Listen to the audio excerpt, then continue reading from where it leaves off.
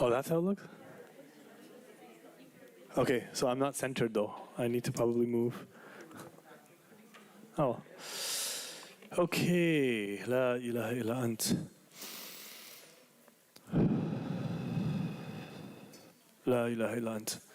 سبحانك إني كنت من الظالمين لا إله إلا أنت سبحانك إني كنت من الظالمين لا إله إلا أنت سبحانك إني كنت من الظالمين. Is it hot in here, firstly? Yeah. Brother Hamza? We could, but we can open the AC. Is it AC? Inshallah. Assalamu alaikum wa rahmatullahi wa barakatuh. Alhamdulillah. Thank you all for coming out to this is our second fasting intensive. We did one last year, I believe, too. And, subhanAllah, I had a choice. Either we do this on Friday night for family night, or we do this on Thursday night for our class. And I said, you know what, even though Friday night is more available to the public, we have more people coming to the class on Thursday. And I think that the dedication that you all have shown is inspiring. MashaAllah, I know you all have busy things, families, jobs, careers, personal things. May Allah reward you all for sticking through with this. The Muslim, they say that the spiritual traveler is Ibn Waqtihi. They say he's the son of the moment, the son or the daughter of the moment. What that means is, what is wajib upon you in any given time, they go towards that. With Ramadan coming around the corner, then it becomes wajib on us to know about Ramadan. Now, one of the things is Ramadan, alhamdulillah. Is anybody here, by the way, who is their first Ramadan? This is going to be their first one? No, in life. Because there's sometimes new Muslims. No? Okay. So most of us, in other words, all of us have fasted before, right? Fasting is probably, in some ways, the easiest ibadah. Think about it. All you have to do is don't eat. I'll give you 2 times. I'll say don't eat and drink and, have marital relations, and then you break it. So even non-Muslims find it very easy to fast. SubhanAllah, and I'm sure maybe some of you who came to Islam some point in their lives, before I became a Muslim, I tried fasting. Okay, let me try fasting. A lot of people do this. And the reason is because it's a very easy act to do. There's no technicality. Like salah, you have to learn salah, right? Hajj, money with zakat, it's difficult to pay your money. Fasting, it's not the easiest in terms of physically, but learning it is easy. However, I know staying away from food is not always easy.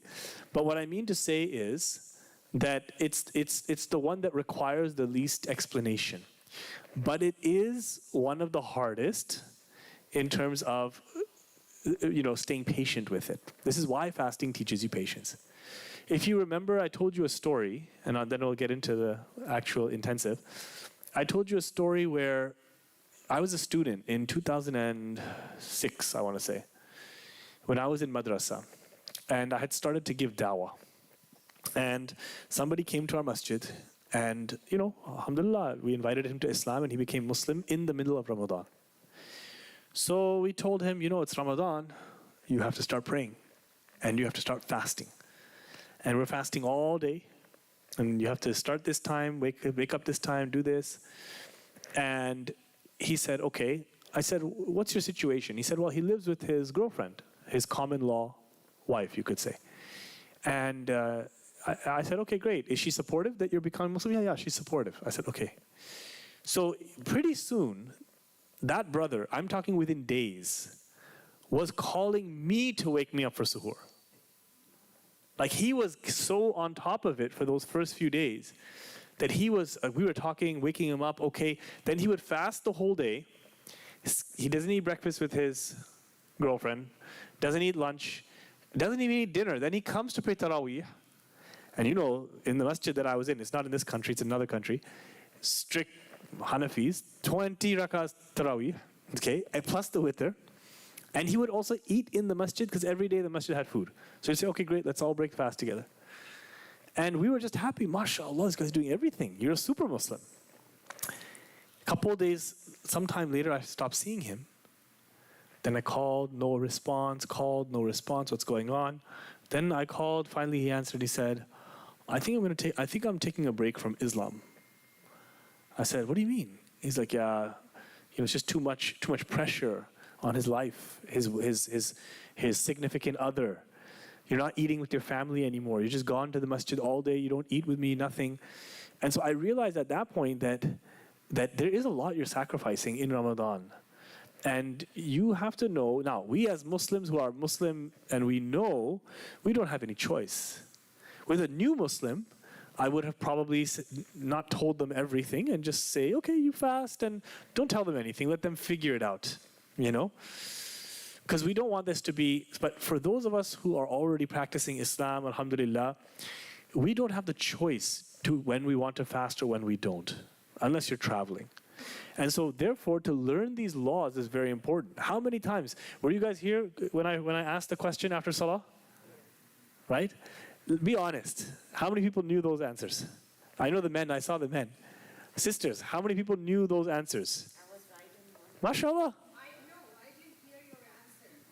Oh. First one you said was... First one I said was a person has a little seed in their mouth, like a little piece of food, and they start fasting, and then it's coming out during Fajr time, and they swallow it. Is their fast broken or is their fast sahih? Right. But most people would not accept being able to swallow a piece of food in their mouth. They would be spitting it out, which is okay too, but it doesn't break your fast. Then I said you're exercising in Ramadan and a drop of sweat rolls down your face and goes inside your mouth. Does it break your fast or not? It does break your fast. It does break your fast because it's coming from outside. Somebody comes up to you. Let's say your little kid brother, no offense to kid brothers, but you have like a water gun, and they come into your mouth and they spray it in your mouth in the middle of Ramadan, and you swallow it, does it break your fast or not? Huh?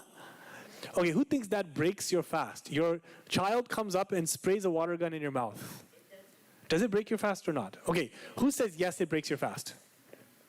Who says no, it doesn't break your fast? Okay, it breaks your fast. It breaks your fast. Accidents break your fast. Once when I was a new Muslim, this is 21 years, some years ago, and I had a surgery, right? And basically, they said, somebody told me in Ramadan that if you go and you put your legs inside the water, in seawater, it's better for healing. So in the middle of Ramadan, I said, okay, what's the big deal? I'll just stand with my legs in the water, and it should be fine. So I went, and I went into up to, you could say, past my knees, and all of a sudden a wave came out of nowhere and just went inside my mouth. A wave just went, whoo, it was in the ocean, okay? Yeah, does that break my fast or not? It breaks your fast. It does. We're going to talk about why, but this is why. So this is the example. There are so many things that when I ask, does it break your fast or not, there's a debate, okay? And this is why we have to learn this. Because in Ramadan, I get all these calls from people. I just swallowed my toothpaste. I can feel the mintiness in my mouth. And whatever. People have to go to work. Somebody you saw your period in the middle of Ramadan. Is it really, do you have to stop fasting? Now it ended in the middle of Ramadan. What do? Can you eat the rest of the day? So these are questions that are wajib on us to know if they're affecting us. And yet we only reach out when it's too late.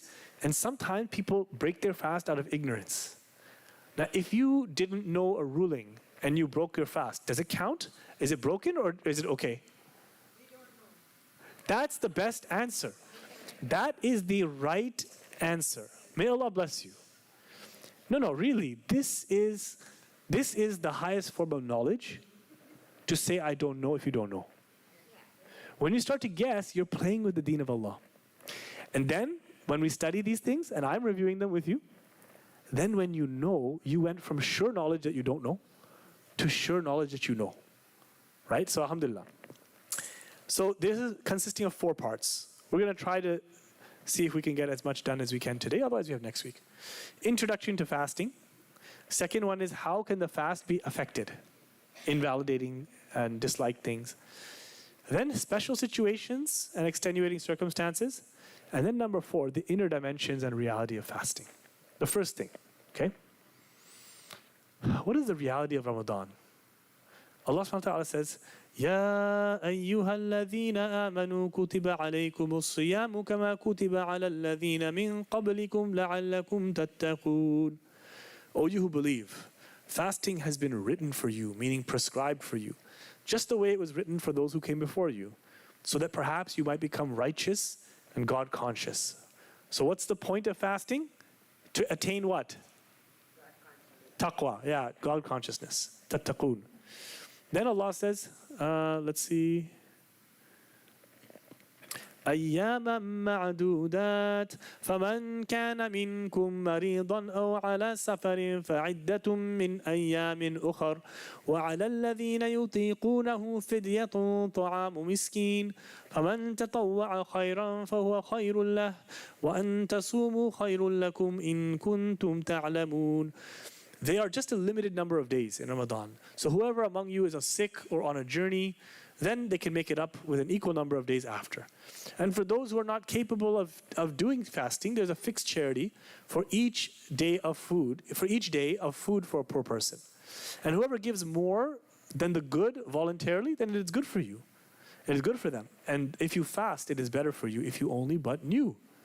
Then Allah subhanahu wa ta'ala, He says, شهر رمضان الذي أنزل فيه القرآن هدى للناس وبينات من الهدى والفرقان فمن شهد منكم الشهر فليصمه ومن كان مريضا أو على سفر فعدة من أيام أخر يريد الله بكم اليسر ولا يريد بكم العسر ولتكملوا العدة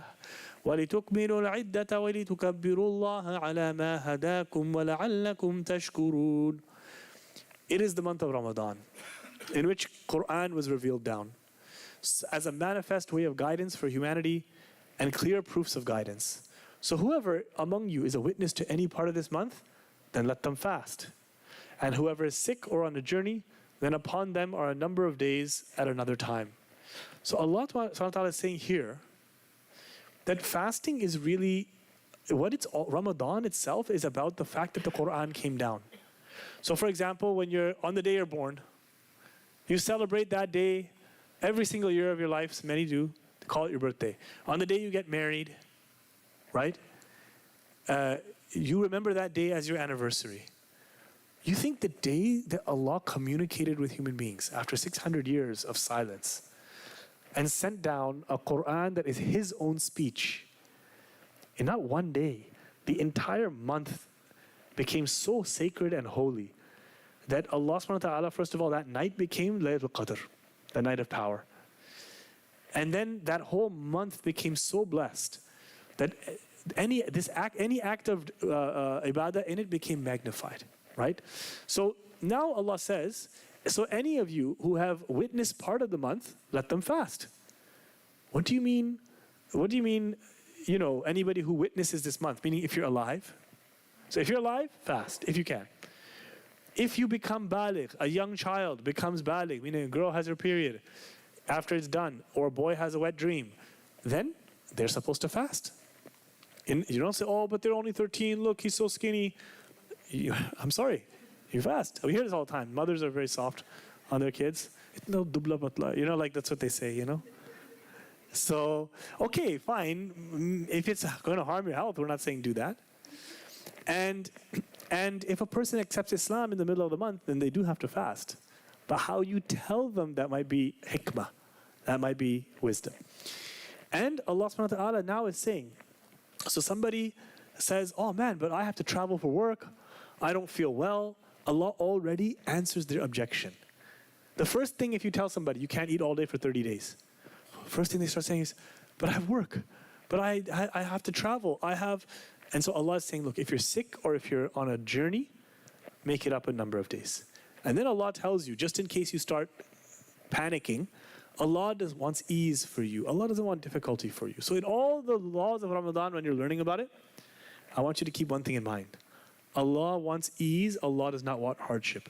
If the hardship ever gets too much, Allah will make it easier for you. So, for example, we talk about expecting mothers, lactating mothers, for example. Do they have to fast? Okay. The reality is, fasting is for them too. But they have the rukhsa. Rukhsa is a word means dispensation, meaning permission. Gunjayish in Urdu means you're allowed to not fast if it's for your health or your child's health. Okay?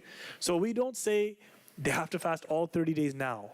We don't go on the other hand and say you don't even have to fast. What we say is look at your health. And for vast majority of pregnant women, actually, I would not suggest fasting. Vast majority. Especially in our community, sometimes they're already not balancing their health. If you can handle your nutrients, handle your rest, handle your hydration is very important. You're not getting dizzy and fainting, no problem. Go ahead, fast. But if you're scared, if you're not handling those things, Allah subhanahu wa ta'ala makes it easy for you. Allah just wants you to complete the days so you can glorify His name, so that perhaps you may become thankful. Okay, so those are the hadiths. The Prophet ﷺ also said, every act of the child of Adam is for themselves, meaning you do it for yourself.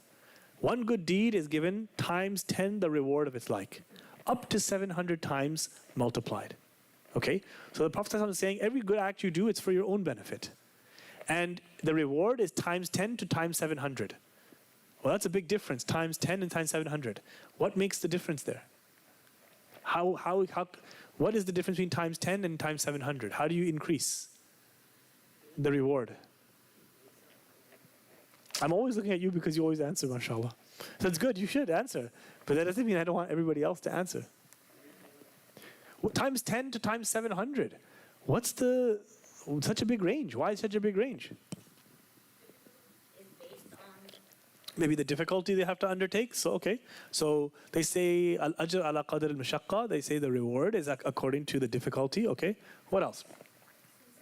Sincerity. This is what they say, ikhlas. The sincerity that you have in that action. If you pray 2 rakats on national television to show everybody, that's much more challenging to your ikhlas than 2 rakats that you pray in the dead of night when no one's watching. Not even your spouse. Okay? It's a very big difference. So this is where only Allah knows. Now, the Prophet continues and says, Allah, Mighty and Majestic says, every act of the child of Adam is for themselves, except fasting. It is for me, capital M. And I, myself, capital M, give its reward. Now Allah is directly speaking. When it comes to fasting, Allah puts Himself into a quotation. And He speaks directly. He says, fasting is mine. Asomu li. It's like I own it. It's mine. And I myself will give its reward. Meaning not 10 times 10, not times 700. He says that person left their desires for my sake, their food for my sake, and their drink just for my sake. Allah Ta'ala, the reason why we fast from those 3 things, food, drink, sexual activity, okay? The reason why we fast for them is because they are the 3 most essential things in human life.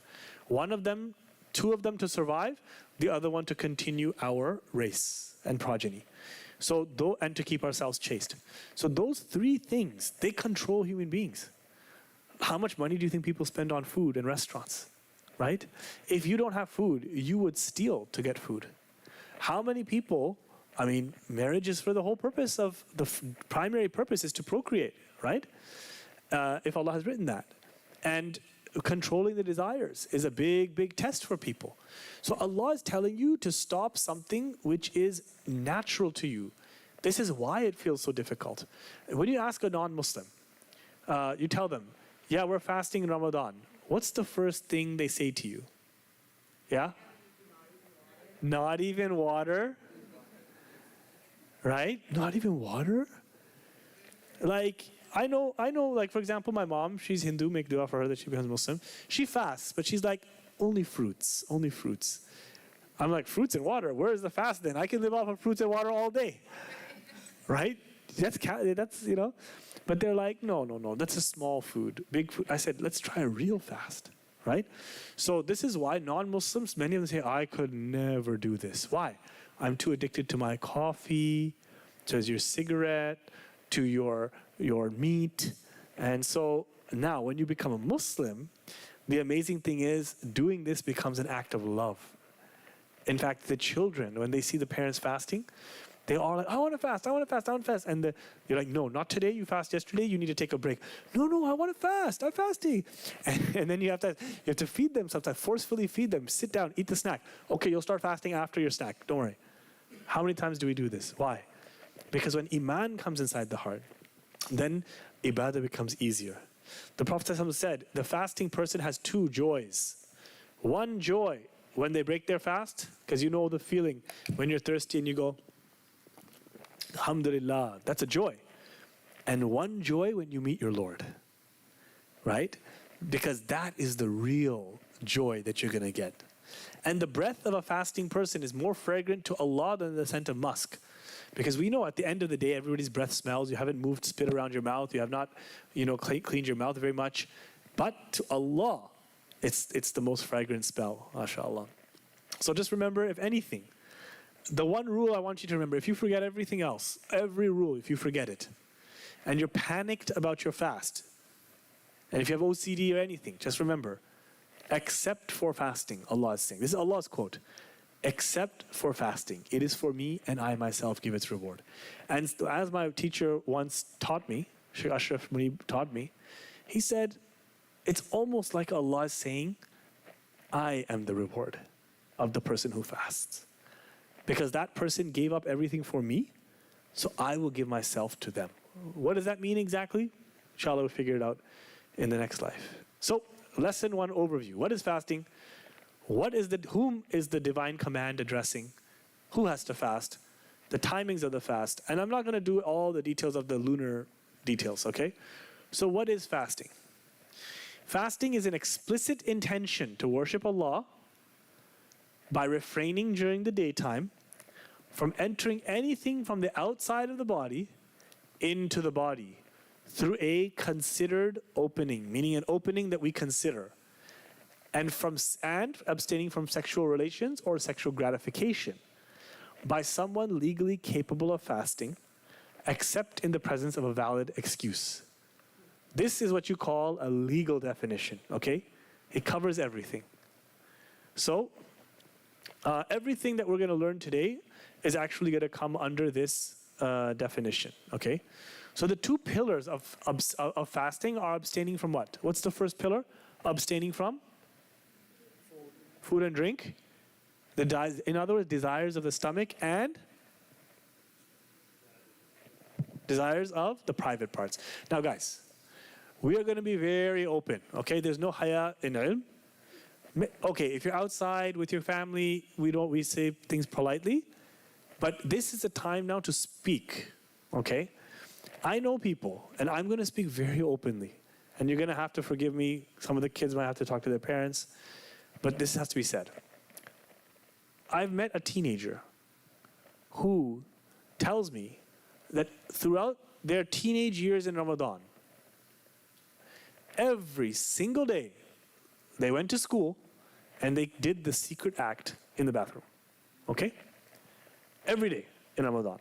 And grade 9th, 10th, 11th, 12th. Okay? Do I have to make up 4 years of Ramadan fasts? She asked me. I said, you have to make up 4 years of Ramadan fasts. Because everyone was too shy to mention. So when she became older and she started studying fiqh, because we have too much shame to talk about this with our kids. We have too much shame to mention this in the masjid. Go ahead, 4 years of fasts your daughter has to make up, or your son. Okay? So this is why I'm going to speak very openly, right? We're a mature audience here. The divine address. Who is Allah addressing when He says you should fast? It is fard to fast for anyone who is Muslim. In other words, non-Muslims don't have to fast. If you're in a Muslim country and you're in Saudi Arabia and the Hindu worker is walking around and eating something, or maybe they're in their work lunch room at work or in a classroom, can you go to them and start to tell them, hey, why are you eating Ramadan? No. A Muslim is the one who has to fast, not a non-Muslim. They have to be Muslim, also of sound mental capacity. Someone who is mentally disabled or handicapped to the point where they are not morally responsible. Now, this doesn't mean that everybody who has depression, anxiety, or autism, for example, that, no, if I have Asperger's, you don't have to fast. No. It's, are you mentally capable of performing your own actions? Are you morally responsible? Back in the olden days, they used to call it sane and insane. Majnoon, okay, and aqil. But nowadays, saying insane, it's not enough. Because we know some people have a sanity issue and other people have a developmental issue. So we call it sound mental capacity, okay? So sometimes this happens as well. People, they have a whole family. Maybe they have some children and one of the children is developmentally delayed. May Allah give afiyah. You don't make that person fast. That person is with Allah subhanahu wa ta'ala. They're not, subhanAllah, they're not even held to account for anything they have to do. They still follow the Sharia. Doesn't mean you give them haram food. Doesn't mean they uncover their aura. But you don't make people pray who don't have to pray because they're mentally unsound, right? Now, legally mature. And this also means, by the way, somebody gets Alzheimer's or something like this and they're just not aware of what they're doing. You don't have to say, well, my dad always used to fast, so now I'm not going to give him food. No, you don't do that, right? If they're not mentally capable. The next thing is they have to be legally mature. Legally mature means crossing into puberty. So the girl has had her period. That's fard then. And the boy has had a wet dream or some other type of emission, then it is fard. Not just because you're growing hair on your private parts or because you look big, but you're legally mature. So in other words, it is not fard for a child under this age. Okay? Now, this is also why we have to teach our children about puberty. Because a lot of kids, they tell me, a lot of older people, we didn't know we have to fast. We just were young and going forward, and our parents never told us when exactly you have to. They say, you're still young. Tum abhi chote ho. Okay? And meanwhile, this boy is missing his prayers. And then when he's 15, 16, now they're like, okay, now you're growing a little hair on your face, now start fasting. He says, yeah, but I was baligh 3 years ago. So 3 years of fast, 3 years of prayers you have to make up. So teach your children, right? They're not going to get corrupt by knowing fiqh. The next thing, so you cannot also force your kids, everybody's doing it now, your kids, you have to, you see people who are religious, and I want my kid to get used to fasting. So from the time they're 10, I'm forcing them to fast. No. But can you encourage them to fast? Yes, as long as their health can take it.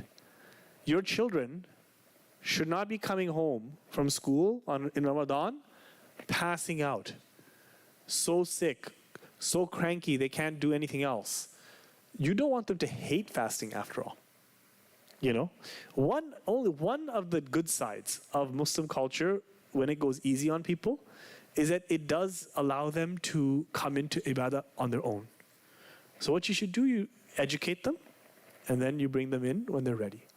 Fourth, you have to know of its obligatory nature if you converted to Islam in a non-Muslim country. So if somebody becomes Muslim here in America, or Canada, or somewhere else, it's non-Muslim, and they didn't know they had to fast, they don't have to make up their fasts. So someone is in jail for 10 years, they read Malcolm X's biography, they took Shahada by themselves. They don't have to make up their prayers or their fasts because knowledge of the fard nature has to come before it is fard on you. So it is fard on these 4 people. They have to fast. Question, yes?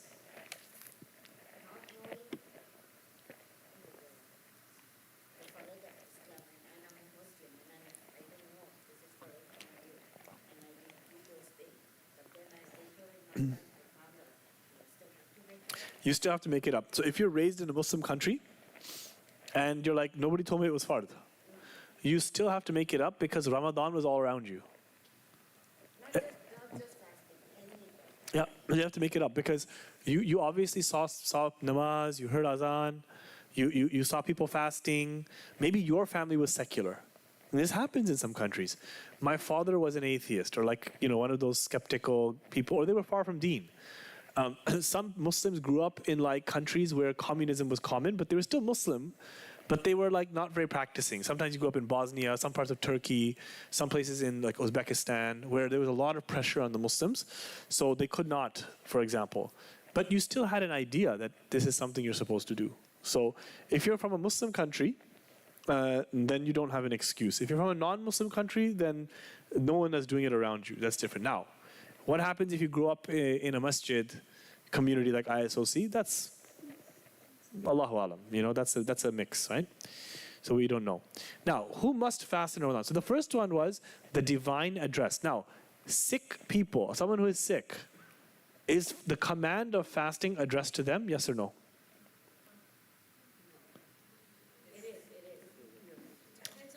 It is, but, so it is still talking to them. Allah is still talking to them, but they just have to make it up at another time. That's why they're not in this list. Muslim, mature, baligh, sound, mentally sane, and they know of its obligatory nature if they're a convert. But the sick person, now, who must fast in Ramadan? You have to be healthy enough. So that's, if you're healthy enough, you have to fast. If you're too sick or too weak, then you don't have to fast. In fact, in some cases, you should not fast. So you know sometimes you have someone, their mother or father is very, very elderly. They've been fasting their whole life. And now you're like, Abuji, you shouldn't fast. The doctor said, you should not fast. No, I'm going to fast. I don't care. I'm going to fast. No, Abuji, really, you're supposed to, the doctor said it's actually unhealthy, it's bad for you to fast. No, I can't not fast. Okay? That person should not fast. Because if you fast and you harm yourself, you're violating the laws of Allah. So, but the thing is, the heart becomes so attached to that form of worship, you don't even realize that your worship is to not fast. Because Allah sees how attached you are. But we cannot get attached to the form of the worship. We get attached to Allah Himself. So if Allah tells you, same with the woman who's menstruating. You see, now you have this kind of feminist movements. Why can't I pray while I'm menstruating? You know, I should be able to connect to my Lord. Oh, there's people who do that. For real. Yeah, for real. You guys haven't seen what the extreme feminist Muslim movement, yeah. Yeah, go online. You'll see it. Please don't go online and see that. But yes, there are some women who say, why should I not, why am I less? Why am I dirty? You don't understand. Your ibadah is to not pray during this time. It's not just dirty. It's whatever it is. Allah just said don't do it. So you don't do it. It's not because of this or because Allah said don't do it. That's why you don't do it. So the problem is that sometimes people, they want to push themselves or push other people. They are responsible for this. Now, you also have to be free from menstruation or post-childbirth bleeding called nifas. Okay? So sometimes a woman says, but the whole house is waking up and fasting. If I just do it with them, will it count? Because later on, making it up by myself is hard. Like I already have to wake up and make the pakora in the morning. Why don't I just fast? Some people do. And I'm going to talk about this in a second. Okay, here's another question. The daughter of the house, ghar ki beti, she has her period. Is it bad that her brothers or her father knows this? Or should she wake up every morning, pretend to fast, and pretend to break their fast because you cannot show that you're not fasting? Which one? It used to be like, this is ignorance. Complete culture and ignorance. Yes. This is complete cultural ignorance. In fact, in the time of the Arabs, it was very clear who was on their period, who wasn't on their period. Even we getting uncomfortable like this, no. I know exactly when all my daughters who had their period, I know exactly when, right? I know I don't bother them about this. Let them sleep. Why is something, of course you don't get more detailed than that. Obviously as a parent, okay, I don't need to know details. But this is fiqh, right? I'm doing a zulm on that daughter if I'm saying, no, wake up, because your brother can't know that he's going to know. So this is not Islam, right? So next thing is not traveling. However, you can still, if you want to wake up and make food and you still want to eat, there's nothing wrong with that. Say suhoor and iftar, nothing wrong with that. Not traveling. So someone who must fast, so if you're traveling, you have a choice to fast or not. Now, who cannot fast? Like who cannot fast? What is this? Excuses that allow one to make up the fast. So we said too sick or too weak, including old age. Being a traveler, which means you're out of your hometown, and it means you have traveled out of your hometown 48 miles. And you don't intend to stay there for 15 days. Okay? So some menstruation, childbirth, also external considerations, pregnancy and lactation, feeding. Any questions about this so far? Yes. 4? Yes.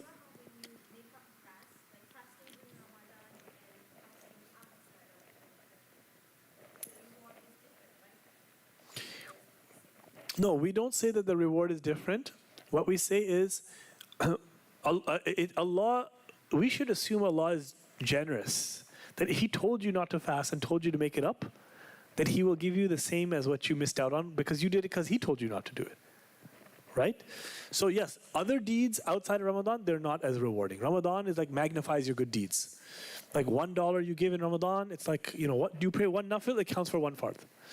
But the fast itself, you're making up the exact fast of Ramadan, so you don't have to worry about that. Otherwise, subhanAllah, all the women of the ummah would get less reward than men. Allah didn't make Islam like that.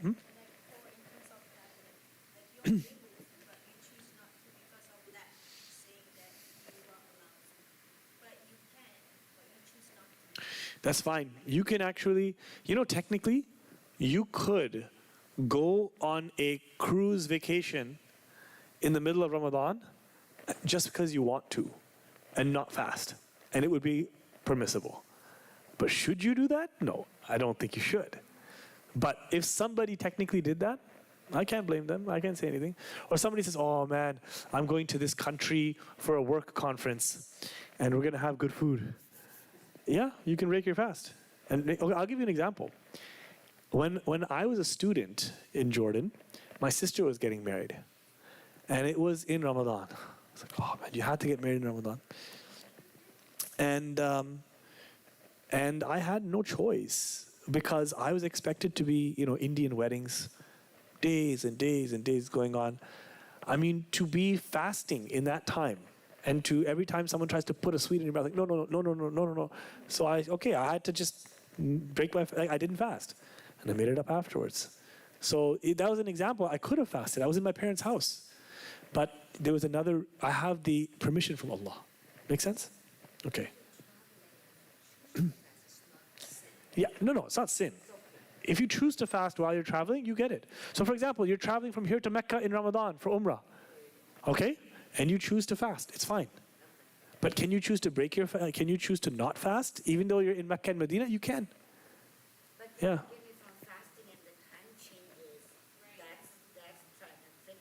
What do you mean time changes? You're in the plane and it's daytime right now, by the time 2 hours later it's already evening. Yeah, so you got a short fast. Oh, you do? Yeah. If you start your fast and then you take a plane flight against the sun, and your fast ends up being like 5 hours or something, or whatever, that's it. That's your fasting day. You got a free one. But then on the way back, that's when everybody says, I'm not fasting. What's that? I mean, I'm sure, like, for example, these Olympic athletes, if the Olympics falls in Ramadan and they're all traveling, so they can break their fast. But then again, you have these basketball players in Ramadan, like Kyrie Irving, I think, fasts during Ramadan. And they do better during fasting than they do before outside of fasting. SubhanAllah. Yeah, SubhanAllah, it doesn't actually take away. Sister?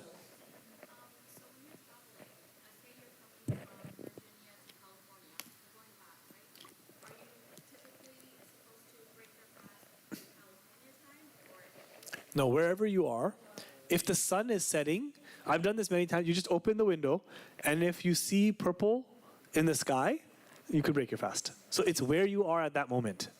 You don't even need a timetable. You just need a window, right? Young man, brother, You had a question. What was your question? Yeah, you had your hand up. You forgot it? Okay, I thought you had your hand up. Okay, timing of the fast. So what is the daytime? It is from true dawn, from Fajr. From true dawn at Fajr, that's okay. At Fajr. This means, for example, if Fajr comes in, let's say today, 5:35, and the prayer is at 6. Okay, Fajr comes in at 5:35, and the adhan and prayer, let's say 6. When do you stop fasting? During the prayer and adhan, or the time when Fajr comes in? Time when Fajr comes in. Now, a lot of times, all the timetables in the Indo-Pak subcontinent, they have something called imsak time. And it's like 10 or 15 minutes before. Do you have to follow that? Absolutely not. In fact, it is sunnah to delay.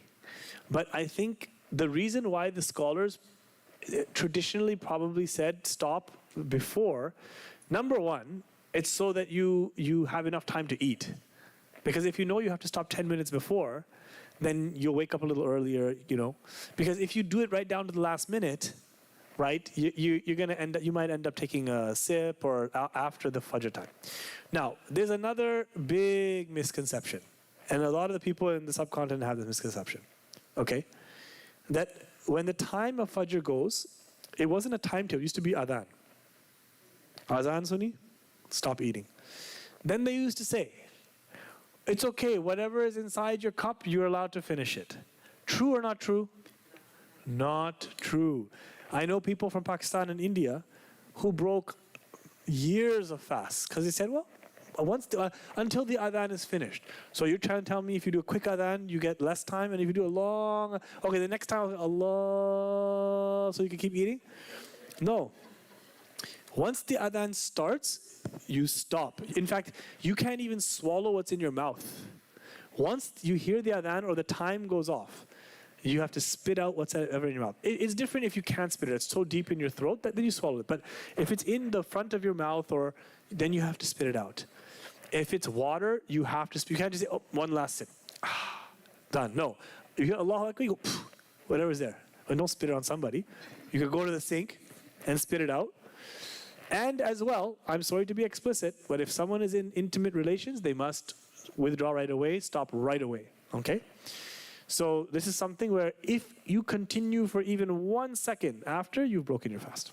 This is why they say stop a minute before, 2 minutes before, go brush your teeth, go pray tahajjud, so you have the peace of mind. But you can go right up to the minute.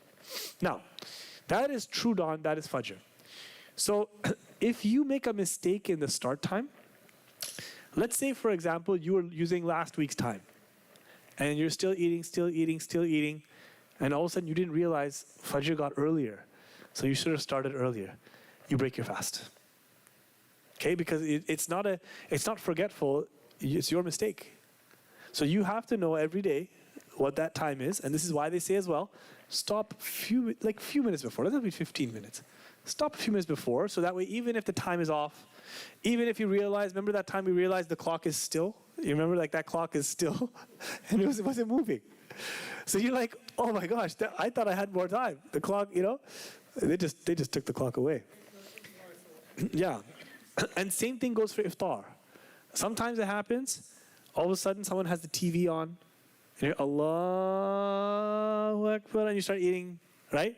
And it's like, that was the adhan of Mecca. I was like, oh my gosh, you're not there. It's like different, you know what I mean? So you were on TV, you were hearing TV, you heard an adhan, and you just broke your fast. I'm sorry, accidentally broken fasts count as broken fasts. Okay, then there's other things about degrees, but listen, for our intents and purposes, whatever the timetable in your community says, you follow that, finish. If you follow another timetable, that's permissible too, but don't play with the deen. One day this timetable, one day this timetable. But whatever the difference is, it's fine, sister. I have a question to add into that. I've heard before that, if you forget that you're fasting and you accidentally eat, then it's okay, your fast still complete. We're going to talk about that. We're going to talk about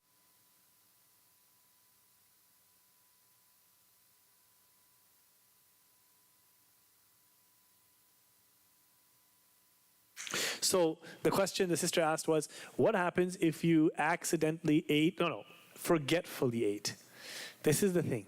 Forgetfulness is forgiven. Accidents are not. You think it's the same thing, but it's not. So the reason is the hadith talks about forgetfully eating. Meaning you woke up, you're hungry, you go inside the fridge.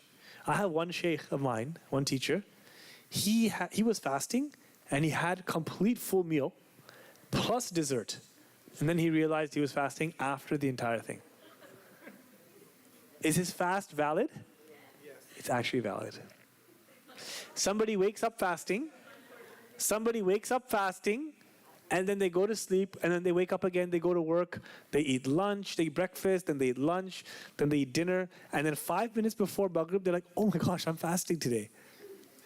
The entire fast is valid. You know why? Because the Prophet said, it's Allah is feeding you and giving you drink. It's Allah's blessing secretly giving it to you. Because you forgot. But if it's accidental, no. If it's accidental, no. Because you know why as well? The difference is this. One of them, you knew you shouldn't be fasting, but an outside force forced you to break your fast. Because then everybody will just say, okay, I'll spray a water gun in your mouth, you spray a water gun in my mouth. That's intentional. But I didn't intend to do it. You get it? So have you guys ever seen this video where the mock video where the guy says in a calling show, he says to the sheikh, I walked into the house and then I fell down, a shawarma fell in my mouth, and then a bottle tipped over and I drank all this. So is this fast valid or not? Or did my Lord give me food and drink? And the fast is not valid. Because you know why? The hadith says forgetful. So how can we extend that now to all accidental? This was the position of the Hanafi school. If there's a difference of opinion, go ahead and take that opinion. Yeah. It's just like the one that you said about the adhan, right? Because I've heard that many times that they say like you continue until the adhan finishes. Yeah. So just keep drinking. So that would be intentional. That's intentional. Yeah, that's because of ignorance. You may not have a sin. So remember something. Just because you broke your fast doesn't mean you sinned. You can break your fast. It's a technical question. So the wave came inside my mouth. I didn't sin because it's not my fault. Once I was brushing my teeth with miswak, I swallowed it. That's not a sin, right? Sin is when you intentionally break it. And in this case, you intentionally drank, but you thought there was enough time, right?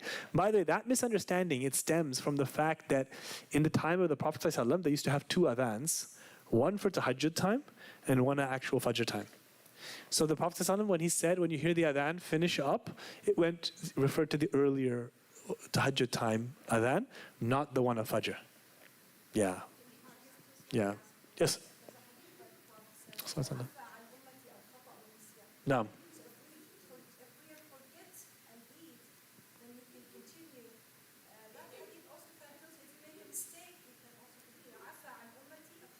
Yeah. It's تجاوز عن أمتي الخطأ والنسيان وما استكره عليه. Okay, so that means whatever they're forced to do.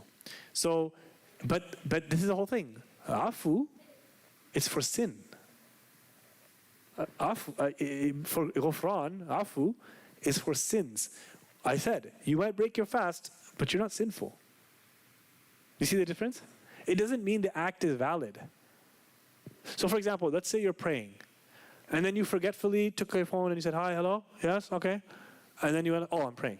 Is your prayer valid? But you forgot. You see? So maybe you don't have a sin because you forgot. But there's a difference between sin and legal validity. They're two different camps. Sometimes something can be valid. Sorry, can we just... Sometimes something can be valid and something can be invalid and it's not sinful. So for example, like you're praying and some wind comes out, you break your prayer, you're not sinful for that. Same thing with the fasting. You didn't mean to. You're not sinful for it, but it broke. Does that make sense? I understand, but it's still a lot of sometimes we make mistakes and like you said, thinking that this is the time to pray or time to hold fast, and then you realize, oh no, I passed by a minute.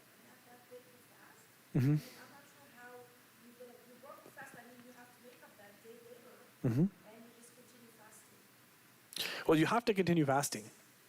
This is another thing. You broke your fast, you have to continue fasting. Not like, oh, I broke my fast, okay, let's eat.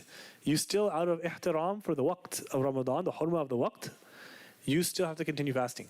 But you have to make it up a day later. Why? Because you didn't fast the whole day. Allah said fast from this time to this time.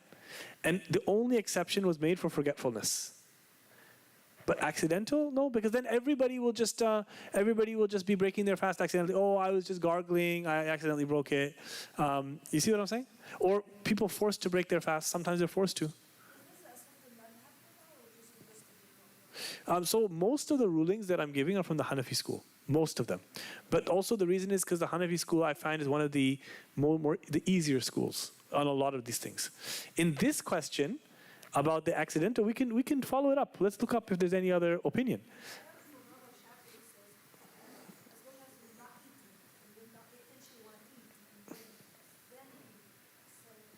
Okay, let's see. Maybe that's. Oh, so by the way, I have a talk on OCD in Ramadan on Sunday, so you can tune into that as well. On Sunday, it's going to be on a webinar online. Yeah, it's a webinar online. Yeah. Okay, that's another good question. Are you allowed to brush your teeth in Ramadan with toothpaste? Yes or no? Yes, but if you fear that you will, if you swallow it, then it's makruh for you to do. But there's a lot of us, especially those in the West. If you're going to work, please, brother and sister, brush your teeth. Brush your teeth, okay? Because the last thing we need is the non-Muslims saying, oh man, these Muslims, their breath smells all day in Ramadan. Like just freshen but you just do it shallow. So like this, and not like, no. Like none of that, okay? Like just front of your mouth, and that at least takes away the bad breath a little bit. Now here's the question. After you brush your teeth and you rinse your mouth, you still have the minty taste. Can you swallow that? You can, because it's a sensation. It's not the actual minty. You're not swallowing the toothpaste. You rinsed it out already, but the mint lasts in your mouth. That's fine. That's forgiven. Is it because of the saliva? Like you're afraid that maybe the mint flavor. Some people, because once you spit it out once, even the water in your mouth left over, you can swallow that. That's the thing people don't know. You don't have to. Yeah. Okay. This is another one. So yeah, okay, I see you. So for example, let's say you're brushing your teeth, and you spit it out. 1 or 2 times, 3 times, and you spit it out. The water in your mouth left over, you don't have to keep going.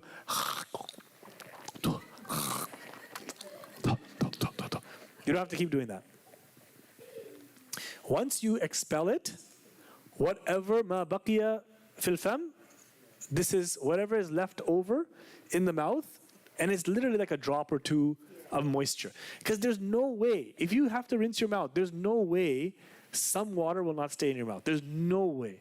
In fact, your tongue itself absorbs moisture. Okay? So Islam makes it somewhat easy, and it's sunnah to rinse your mouth, so rinse your mouth. But you don't do that on purpose to take advantage. Oh, I'm really thirsty, I'm just going to rinse my mouth, spit it out, and swallow whatever's left. You do. You spit it out once, twice, but you don't stand there obsessively spitting. You expel the main part, the rest is forgiven. Yes? So mouthwash, you should not use mouthwash for the purpose. Well, technically if you take it out of your mouth and you don't swallow it itself, but it does stay. Maybe if you rinse it out with water, that's fine. I find mouthwash a little bit more risky than toothpaste. Because remember, if you do swallow the actual toothpaste, your fast is broken. So if you're one of those people that has a very sensitive back of the mouth and one little thing is going to make you swallow, then don't use that toothpaste. So you have to be able to handle it, right? Brother, Hamid. What was about a mouthwash? Yeah. Also, some people got really dry mouth. Yeah. Are you allowed just to do some water around? You are. Technically, you are. Just like to freshen your mouth or something like that. But you should not be doing it for the purposes of trying to swallow it after you expelled it. But, for example, can you take a cold shower in the middle of Ramadan because you're getting hot? Yes, you can. You can take a bath, but you just don't swallow water. Yes? Also, at the call of the adhan, to break the fast, is it, I mean, some people understand Allah or those times they break the fast. The minute you hear, Others wait till after. yeah, no, the minute you hear, that's it, you can break your fast. Because somebody will only call the adhan when the time has gone off, right? So the minute, you don't even have to wait for the person to say Allah, you can say, oh, that's it, you break your fast. Now, you have to be very careful. Because what if that person was saying, brothers and sisters, we're going to wait a few minutes before we... So this is why it's better to just let the person, Yes.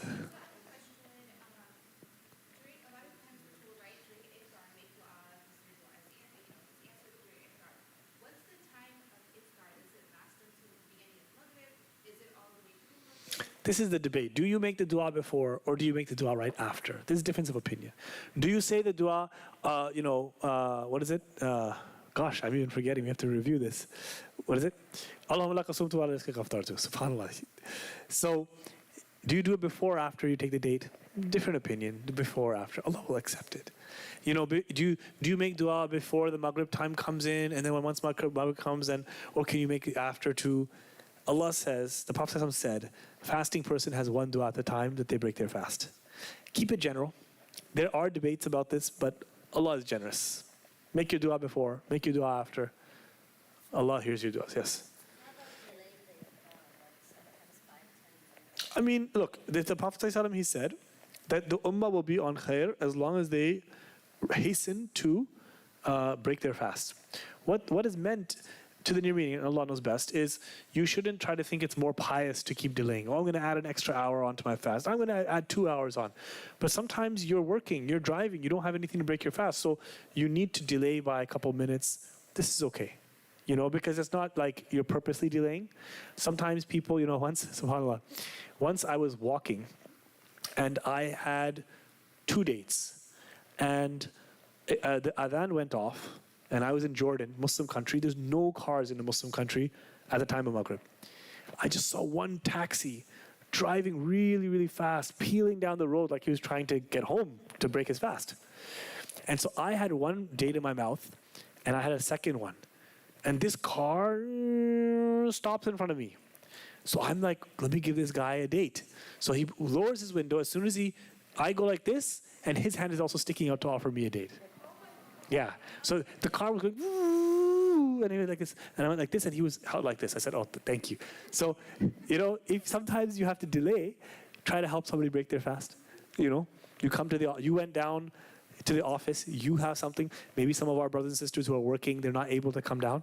You bring them something, So you can, if you delay, no problem, but you shouldn't try to purposely do it, right? Or like, I have to break my fast with a date. Therefore, I'm going to wait. Even though, I can't break my fast with Doritos. This is not sunnah. I'm going to wait to break my fast with this. No, just eat the Dorito.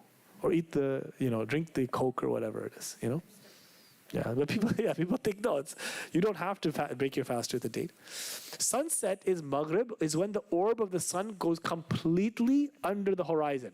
So you have the sun like this. Now, once the sun starts, sunset is starting, but it has not set. Once the orb goes completely below, that's when Maghrib comes. Okay? The beautiful thing is, we live next to the shore. You don't even need anything. You can just go to the ocean and watch it go down and break your fast. Inshallah, we'll do that sometime, right? Inshallah. Yeah, it's okay. I don't explain the astronomical thing because there are different ways of calculating Fajr.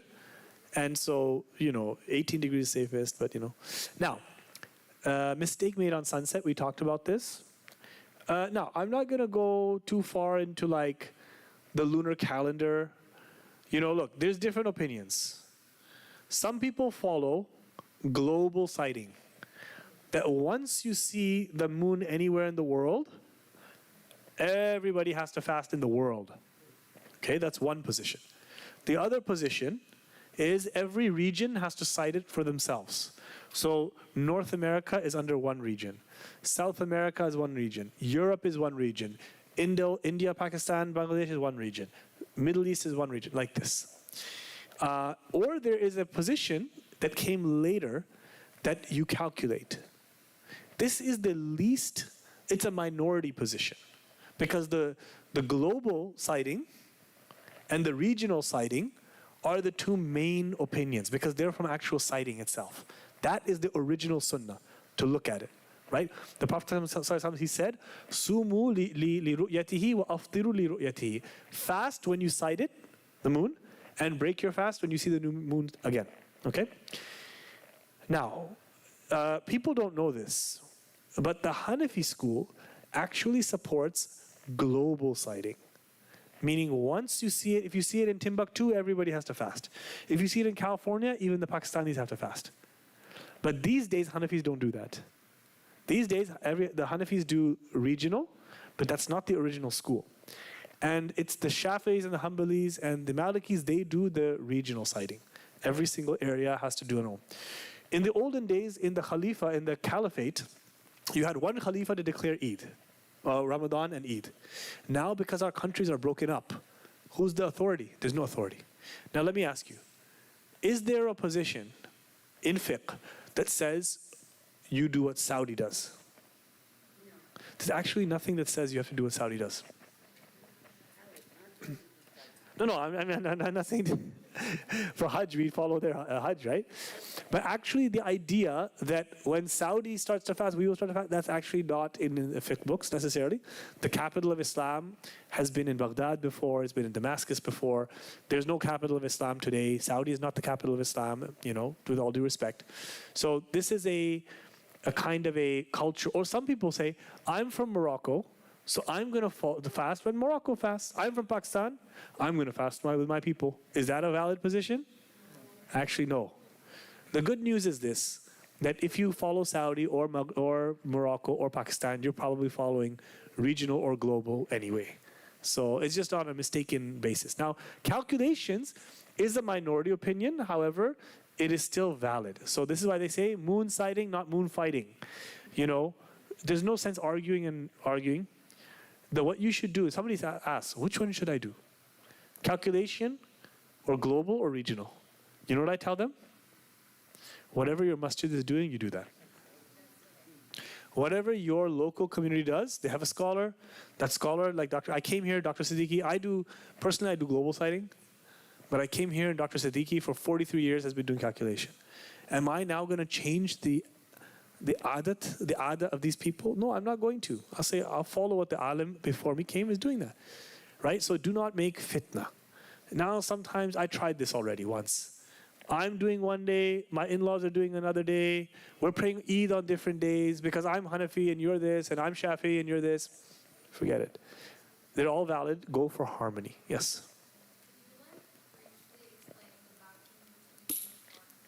The thought process? Because the question is very simple. Yeah, the Prophet ﷺ said, fast when you cite it. So technically speaking, if anybody cites it, it should be wajib on everybody else in the world. That was one. But the second position of regional citing was as the Muslim Ummah grew bigger, Muawiyah radiallahu anhu, he used to rule Syria. And from Mecca and Medina and Syria, it's like days and days and days. By the time you get the word to them, hey, by the way, we started Ramadan will be over. You understand?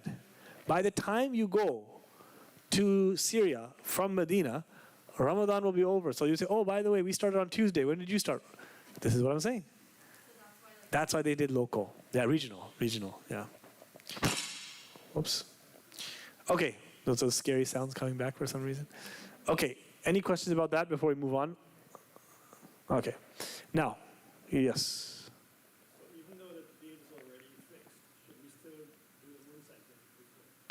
Even though the day is already fixed, should we do moon sighting before? If you do it, it is an act of ibadah to at least do what the Prophet ﷺ said to do, literally. The calculation people, they interpret sighting as meaning citing to determine the moon, but if you have another way of determining it, it's okay. That's why they said calculation is okay. Calculation is not the original thing. So if you go cite it, intending the sunnah, inshallah, Allah will give you a reward for that. But what are you going to do if you see something different? So, the calculation says Ramadan is the next day, and you see it today.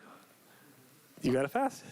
Then you're gonna throw everybody into a bit of a panic, right? You're gonna pray Eid on your own.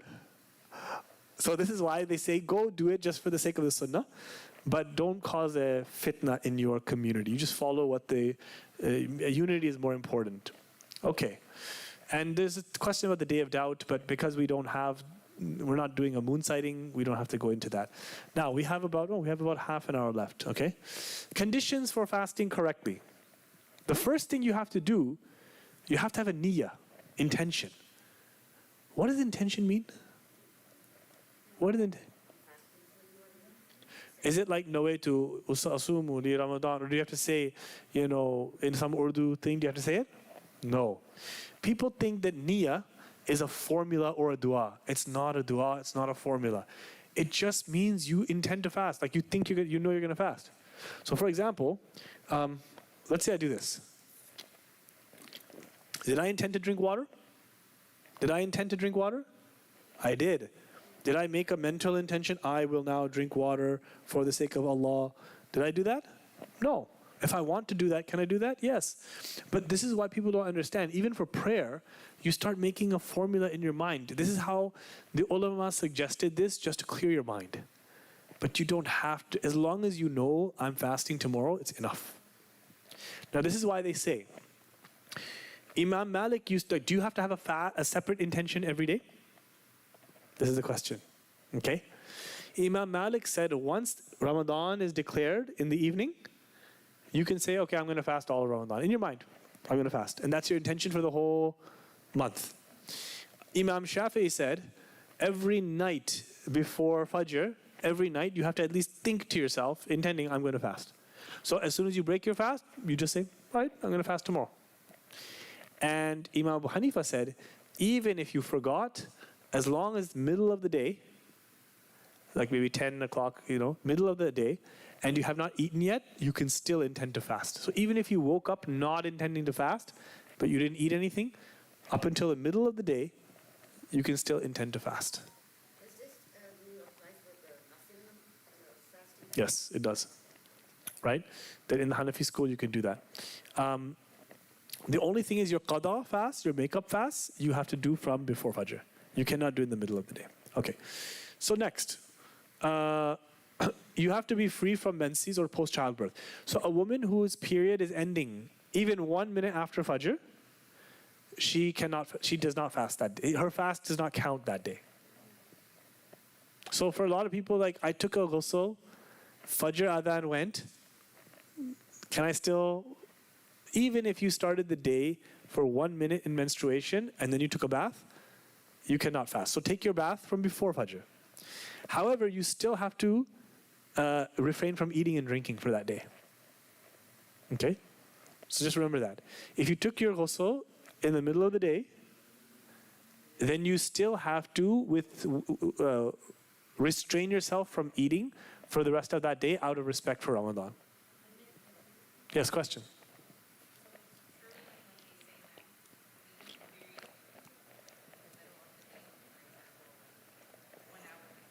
Mm-hmm. No, it's not. Once the period comes, then you can eat and drink as much as you want. Yeah, but if you don't, I'm sorry. Just to finish your question, so if the period comes 1 minute before Maghrib, that day is done. You cannot fast. You cannot.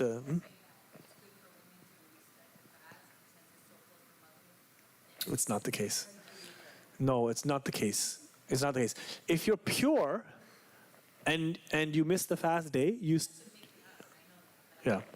No, a menstruating woman does not have to refrain from eating and drinking. She should just not do it publicly, like to show off.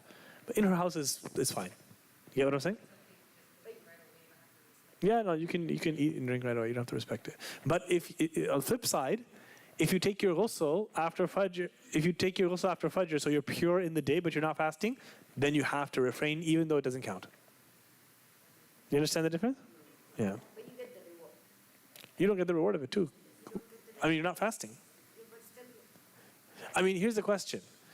I mean, this is my question. Is it between you and Allah? Can Allah reward you for not eating? I mean, you could, but we don't count that as a fast. So you're not getting, we don't say, otherwise, you know what happens? People will get their period and then just say, just keep fasting and I won't make it up. Because they think you get the reward anyway. But your niyat is like started, and you say about half hour or whatever time is remaining for the day. Yeah. I want to continue to get the reward, but I know it's not going to count. I don't want to make that up. But for the reward's sake, I'm going to continue. You don't even have to. You will get the reward even though you don't continue. You will still get the reward because you intended to fast the entire day. Does that make sense? So you get the reward even though because you intended to fast, and then when you make it up, you get another reward. So you don't have to worry. You never lose the rewards. That's what I'm trying to tell you. If you do what Allah says, you get more reward. You don't lose reward. Allah will never cheat you of your rewards. Yes. You're making it up because Allah told you to make it up. Because Allah said in the Quran, make it up. Right? That's it. Questions?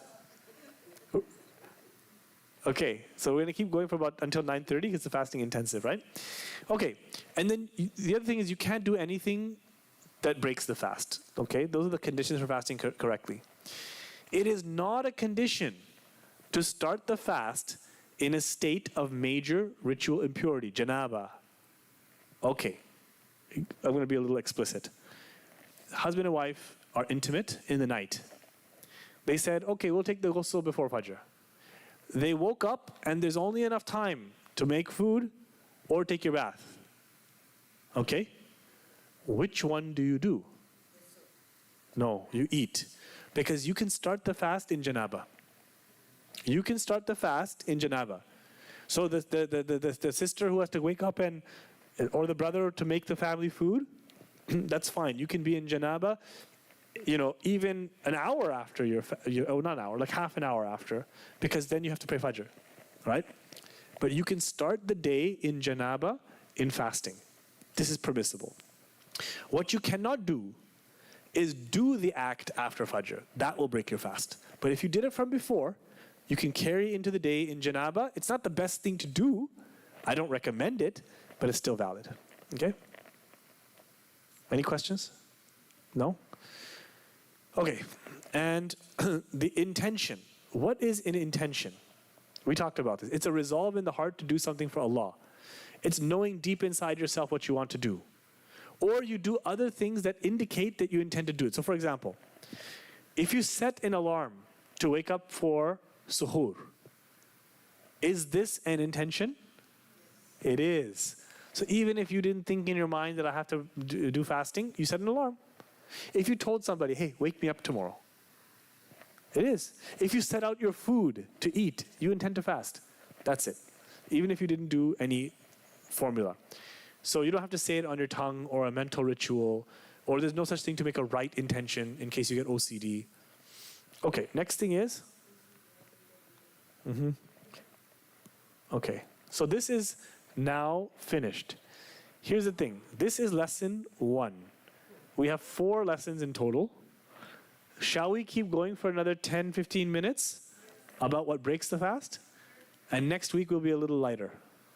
Is that a deal? Okay, inshallah. Let's see.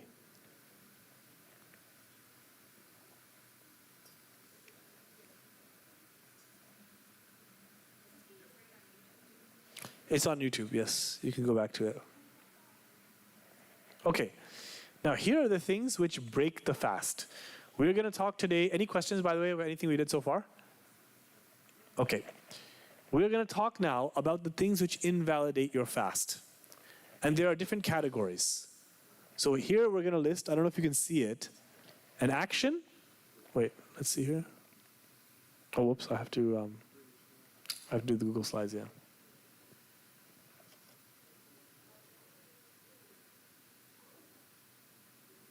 Okay.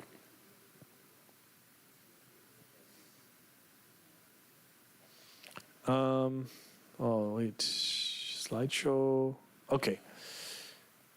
So I want you to see the first column is the action, the different types of action.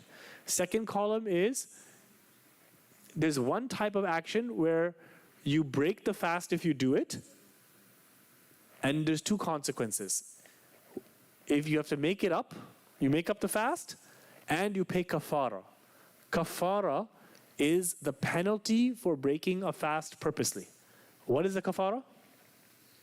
Let's say you break a fast purposely in Ramadan. You were in high school, you were kind of naughty, you were fasting, then you went and you ate purposely. You have to make up that day, we know, but what is the penalty? Shahrain mutatabi'ain. 2 consecutive months of fasting straight without a break. For one day. For if you break a fast intentionally in the day and you started fasting. So you started fasting and then you're like, I'm going to break my fast. Yes. Intentionally, you had no excuse. Which is why it is so dangerous. This is why we tell our high school students, guys, don't go and break your fast in high school behind your parents' back, please. Because if you start a fast and then you break it, 2 months. Yes. Yeah, except girls have the exception. That they stop during their, but then right after they have to start. But boys, they don't have any, so the girls get a break, boys don't. This is where the rahmah is. Alhamdulillah, in the Hanafi school, even if you broke 100 fasts and finally you decide to make tawbah, 1 kafara is enough for all of them. So like 1 60-day 1 60-day kafara. kafara. And if you're too sick or weak to do 60-day kafara, then you have to feed a poor person for 60 days or a number of people. So that's much easier for money. They just pay the money. But if you can physically fast 2 months, you must. I've heard of. No, you have to fast it if you can fast, if you can physically take it. And the vast majority of people can. It's just going to be really, really tough. And then if you can't do that, then you pay. Then, okay, so it's either or. Yes. Not both. Yes. So there's a funny hadith in which the Prophet ﷺ, a man came to the Prophet ﷺ and he said, "Oh Rasulullah, I'm destroyed." And he said, "Why?" He said, I had relations with my wife in the day in Ramadan. So the Prophet ﷺ said, "Okay, 2 months fasting straight. Penalty, kafara." And he said, "Ya Rasulullah, my health doesn't allow me to fast 2 months straight." He said, "Fine, feed 60 poor people." He said, "Oh Rasulullah, I can't afford to feed 60 poor people." So the Prophet said, "Okay, when somebody brings sadaqah to me, come and I will give you that sadaqah so that you can give it to 60 people." So when the Prophet, somebody came and said, "Oh Rasulullah, I donate this much food to the poor, just distribute it." He said, "Okay, call that man." The man came and he said, here's 60 days worth of food, feed poor people. He said, "Oh Rasulullah, there's no one poorer than me." So the Prophet ﷺ laughed. The Prophet laughed, he said, "Go and feed your family, go." Okay? What does it mean? It means that we have Sharia and law. But at some point, even that breaks down and Allah knows your tawbah. But you have to get to that point. Before that, no. The Prophet said, fast. Right? Okay. So there's one category of action in which you break the fast and you make up for the day plus kafara. There's another category where you just make up for the day. There's no kafara. You just make up for the day, no kafara. And the other category is it doesn't even break your fast. So there's 3 categories. Now, the first action in the realm of eating and drinking.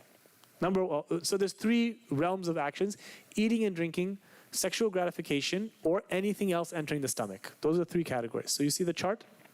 Now, number 1, it is making up the day and paying kafara is anything you eat or drink which satisfies the desire of the stomach purposely.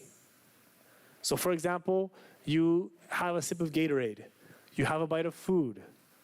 This breaks your fast and you pay kafara. But what happens if you eat dirt? Does that satisfy desires?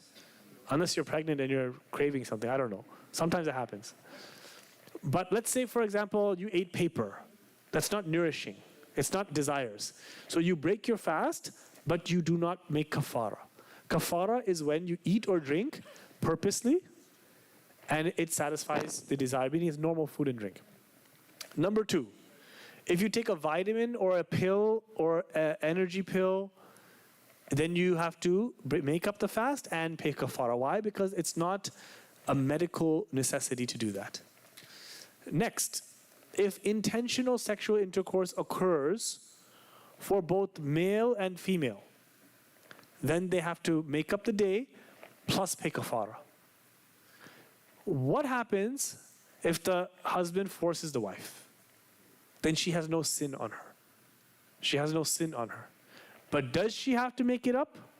She does, technically, okay? But of course, Allah subhanahu wa ta'ala looks at the fact that she didn't want to, or in this case, it's a legal situation, but she's not sinning at all, okay? And we're not talking about the case of rape or anything, may Allah forbid, but we're talking about like she's pressured and she has to obey. That's the situation. And of course, that's not, rape is not allowed, of course. Anything else entering the stomach, so cigarette smoke or the like, that breaks the fast plus kafara. So if you smoke, break the fast plus kafara. Why? Because it's satisfying you, okay? Now, next category. So as you can see, kafara is very few things. Kafara is very few things. Now, yes, intentionally. Now, look at the second category. You break the fast, but you just make up the day. No kafara. It's when you eat something that's not normally eaten. So if you eat raw rice, you eat raw dough, nobody really eats that. So you just break the fast, you make it up, but you don't pay kafara. Next one.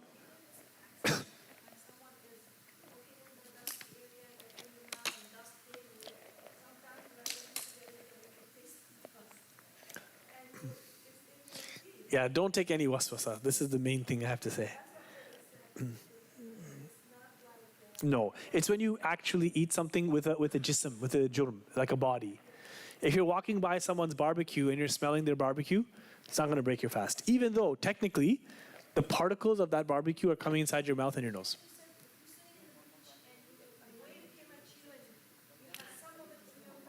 Because lahu jurm, like it has a body, a weight. But just smelling something or there's dust in the air, that doesn't break your fast.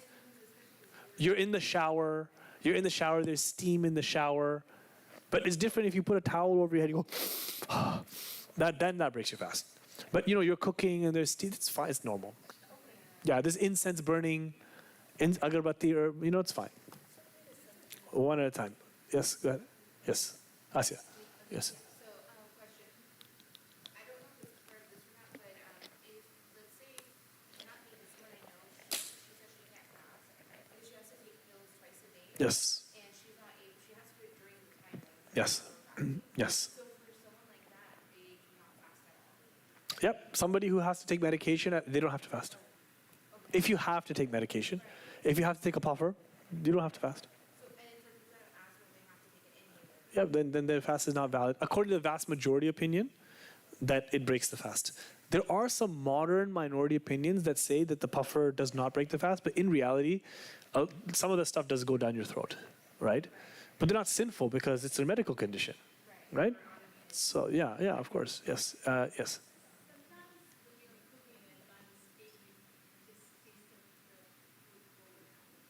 So let's say someone's cooking. It is makruh to taste food, right? But there's two exceptions. Actually, there's three. Number one is the mother who's chewing food for the child. So she chews the food. Because listen, in the olden days, before baby food, women had to chew food, take it out of their mouth and feed their children. And there was nothing disgusting about it. It's barakah, But, yeah, moment ka jhuta mein is shifa, right? Like, so imagine your own mother feeding. This is how they fed, right? But you shouldn't do this. You can't swallow it. So you have to spit it out. So a woman, chews food for her child. Second one, you're a chef. You're working in Nurani or you're working in someplace, right? Shamia or like Shanawaz or somewhere. And look, our desi food takes spices. You can't just make it without like blindly. So you have to, it's your job. You just tasted it to make sure, okay, salt is okay. Spit it out, rinse your mouth if you have to, you don't swallow. And the third one, can you believe the books of fiqh have to say this? This is sad. A woman whose husband has a bad temper, and he will get angry if his food is off. Allah subhanahu wa ta'ala will not take her to account if she has to taste without swallowing and spit it out. But what a horrible situation. What a horrible man that must be, to be in a book of fiqh like that. You know? So again, but this is legal. Okay, breaking one's fast before Maghrib, guys, listen up. Breaking one's fast before Maghrib, thinking that the time has entered, you make up the day, no kafara. Okay? If a pregnant or breastfeeding woman is feeling weak and she has to break the fast, no problem, no kafara, you just make up the day. Same with if you get sick and you have to take medicine, you make up the day, no kafara. Next thing, a woman is forced into sexual intercourse. She makes up the day, no kafara. Okay?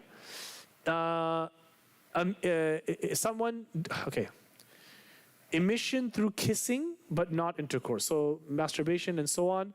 This breaks the fast, and you have to make up for the day, but there's no kafara, even if that was done purposely.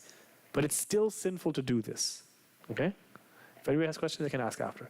Emission from masturbation breaks the day, but there's no kafara because it's not complete desires. Next thing, enema or suppository. Okay? So what they say is, if an enema about the size of a finger is inserted into the anus, any medicine or anything like that, then this will break your fast. It has to go like this. Now, if someone's doing istinja in the bathroom and they put like a little bit of their finger into their backside with water, that does not break your fast. Don't freak out. Still wash yourself, okay? But you don't have to, obviously, no one puts their finger like this completely, right? Obviously, you should not be doing that.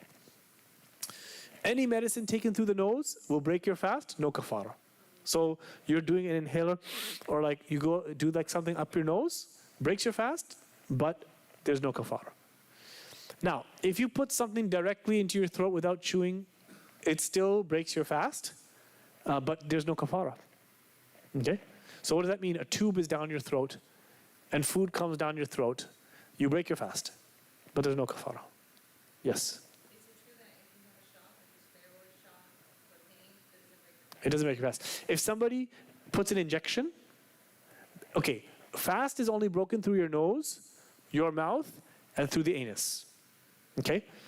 It is not broken through the ear. It is not broken through the eye.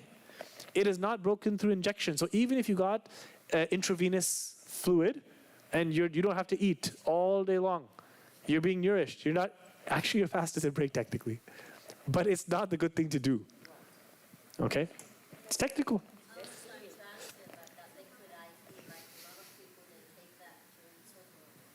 What's that?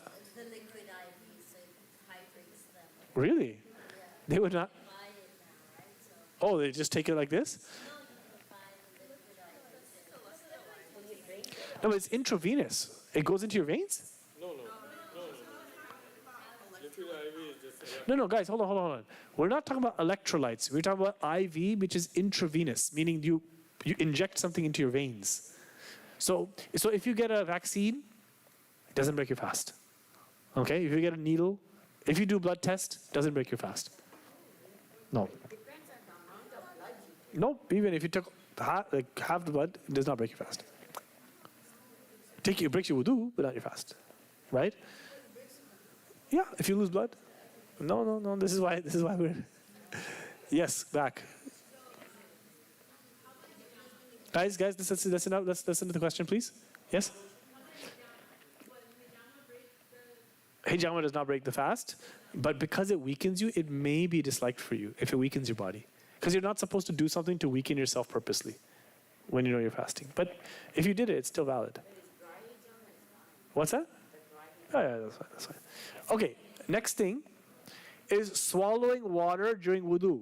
If you swallowed water during wudu by accident, you make up the day, but you do not have to do kafara because it was just during wudu. Now, women putting medicine into the private parts. This is another question, okay? So let's say a woman puts medicine into the private part. Here's the thing. There's a difference of opinion. Originally, you break your fast, no kafara. But that's because the ulama at that time, they said, because it goes inside the body, maybe there's a way to the stomach. We now know scientifically there is no connection between the reproductive organs and the stomach. Anus and stomach, yes. But front private part for man and woman, no. So some modern ulama say it does not break your fast. So in other words, or someone's doing a pap smear or an examination, does not break your fast. Vaginal ultrasound does not break your fast, okay? Because, for example, they'll put the jelly on before they insert. That's an example. So a lot of questions come like this, right? Tampon, well, we wouldn't be doing that outside of menstruation. But yeah, that's it. Any questions? Okay. If any question, people can ask privately afterwards, no problem.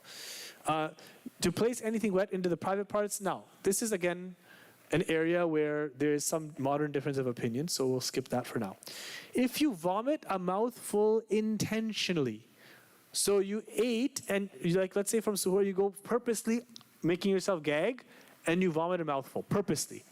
This breaks the fast, but there's no kafara because you didn't eat anything. However, if you unintentionally vomit, does not break your fast. Yeah, you get sick and you vomit, doesn't break your fast. Even if it's 2 mouthfuls. May Allah give afiyah. But if you purposely do it, now, most people don't go gagging themselves to vomit, so you don't have to worry about this, okay? Next thing, inhaling smoke intentionally. So let's say you're walking in some place and you're inhaling smoke intentionally. You break your fast, but you don't have to kafara. Now, you should not have waswasa. Oh no, I smelled perfume by accident. Somebody put incense and I'm breathing it. This is not what they're talking about. Okay? So there's no waswasa allowed at all. Inserting into the ears or water or oil. Again, a lot of the ulama say, unless you have a broken eardrum, there's no connection between the ears and your throat, right? Inserting anything in here, we talked about that. Okay, now, this does not break your fast. Number one, you forgot your fasting. Does not break the fast, whether intercourse or food or drink. Number two, you swallow food that is stuck between your teeth the size of a chickpea, chana, right, hummus, or smaller. They actually said this, chickpea. Can you believe how big a chickpea is? That's big. So meaning, if it's after Fajr, and you just finished eating and you stopped, now it's time to, or you're in the haram, you had some dates and then Fajr came and you stopped. Time to pray. While you're praying, something gets loose. That little thing goes down your throat, does not break your fast. It is better to spit it out, to go like this, spit it out. But if you swallowed it, because it was already in your mouth, part of your teeth, this does not mean that you should, and it's just a small particle. Okay, that's forgiven. Next, a seed, like something small that dissolves inside your mouth, no taste, no nutrition, and it just goes and you cannot find it. So for example, something lands inside your mouth, and before you can even spit it out, it just disappears. This is forgiven. Okay?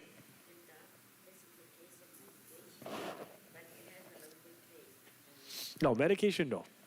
So someone takes Ativan, like sublingual Ativan or something, no, that breaks your fast.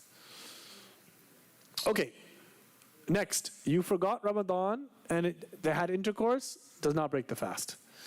Now, emission due to thinking or looking, so no touching, they just had an emission due to thinking or looking does not break the fast. A lot of people with waswasa, they say, oh, I thought about something exciting, or I looked at someone attractive and I felt emission, does not break your fast. Next thing, you have a wet dream in Ramadan in the day, does not break your fast, even though you have to do ghusl. And inhaling smoke unintentionally does not break the fast. Inhaling flour dust unintentionally does not break the fast. Unintentionally swallowing a fly or a mosquito or an insect does not break your fast. Oh, it happens all the time. Yeah, do you know they say the average person, I think they swallow about 3 spiders in their life, but in their sleep. Something like this, right? Was it 3 or 8? I forget how much. Yeah, just you're sleeping. Insects are crawling inside your mouth over the course of your... The taste of toothpaste and medicine that you took before or you spit out does not break your fast. So the freshness, the minty thing, not the actual body of it. Medicine entered through the male private part. Swallowing your own mucus. So like you cough and you swallow it back down, no problem. Your nose from the top, you go and you have some mucus, you can swallow it, doesn't break your fast. Okay? Swallow your regurgitation. You burp and something comes up and you feel it. You can swallow it back down. Does not break your fast. Eye drops or kohol. Did you know when you use kohol in your eyes, you can taste it in your mouth? But even, yeah.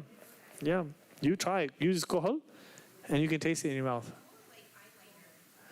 I don't know eyeliner. The stuff the Prophet ﷺ used to use. Surma. Do you taste it? Sometimes you do. Because apparently, I don't know how, but through the tear ducts, apparently, there is a channel. So that's why eye drops, even though technically you can taste it, it does not break your fast. And the reason is why? Because the Rasul ﷺ used to put it, so we say it's fine. Otherwise, technically, anything you put in your eye that enters into your throat does not break your fast. Next thing, involuntary vomiting does not break your fast. Water entering a swimmer's ear. You know, sometimes you're showering and you get this thing and then you're kind of trying to, the water enters through your ear, that's okay. Or you're cleaning your ear with a stick, does not break your fast. In the Shafi'i school, if you put your finger inside your ear and you put it back in, that breaks your fast. Hanafi school, it does not. You can put something in your ear, clean your ear, it's fine. Okay, what to do? Okay, we're done. So what to do if the fast is broken? You have to wait the rest of the day. You cannot start eating once the fast. You still have to fast the rest of the day. Inshallah, we'll finish part 2, 3 and 4 next week. Jazakallah khairan. Assalamu alaikum wa rahmatullahi wa barakatuh. Thanks for your patience. Was this beneficial, going through all the different? Now you guys know all about fasting, alhamdulillah. Most important part, you've done it now.